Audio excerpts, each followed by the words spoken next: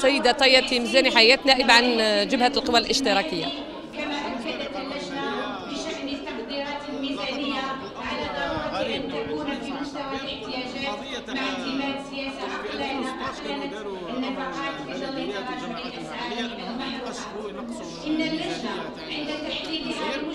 لكن هذه المبالغ المقصرة ما شاهدناهاش في القانون المالي 2017. Ce que je voudrais dire en fait d'abord, avant de répondre à votre question, ce qui caractérise cette loi de finances, c'est que, notamment dans le cadre du fonctionnement, sur le plan formel, ici au niveau de l'APL, c'est qu'on a reçu 3 ministres.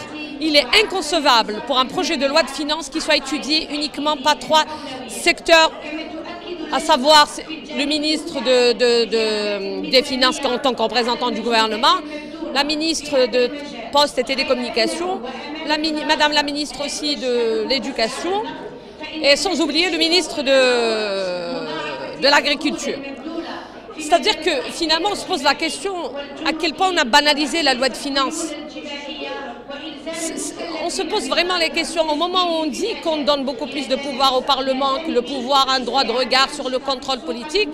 On constate que finalement dans la pratique, ce n'est que de beaux slogans. Ceci d'une part. D'autre part, on a prévu dans le cadre de cette loi de finances un cadre triennal. Ce cadre triennal, en principe, devrait faire d'abord l'objet d'une journée d'études ou d'échanges entre le Parlement et l'exécutif pour arrêter les objectifs de ce cadre, voir sur quel guide méthodologique s'est basé le gouvernement pour axer cette gestion sur les résultats. Gestion par objectif, c'est vrai que c'est une gestion qui consacre la transparence des dispositifs financiers et adopte une culture de performance. Nous l'adoptons au FFS, mais le problème c'est que le gouvernement, sous aucune forme, il nous a démontré sur quel indicateur de performance il s'est basé et quels sont les instruments sur lesquels il s'est appuyé pour faire cette programmation. Ceci donc d'autre part.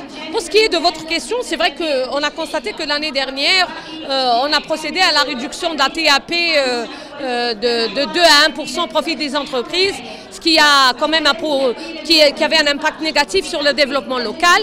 Et cette année, ce qui est plus dramatique, c'est que les taxes additionnelles qu'on avait, c'est-à-dire consacrées dans le cadre de l'article 28 de la loi de finances 2009 sur les entreprises, a été revue à la baisse à 30% dans le cadre de la loi de finances complémentaire de 2015.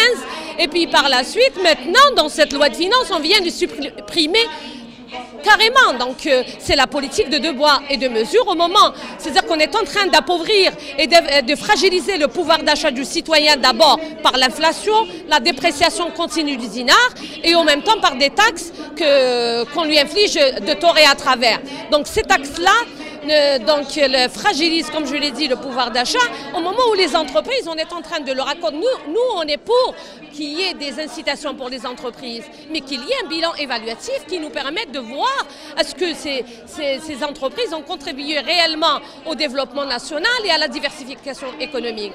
Parce que procéder comme ça, de façon anarchique, à octroyer des avantages et des réductions de taxes, sans pour autant voir son impact sur le développement économique et social, on ne peut pas. Nous, donc, au FFS, on est contre les replâtrages conjoncturels qui peuvent provoquer des crises sociales et économiques. On est pour des solutions structurelles. C'est pourquoi il faudrait un minimum de consensus politique pour aboutir à cette restructuration et qu'il y ait l'adhésion de tous les acteurs, que ce soit les acteurs politiques, économiques et les gens professionnels dans ces métiers, et que les associations, les citoyens, toutes les personnes qui pourraient apporter un plus.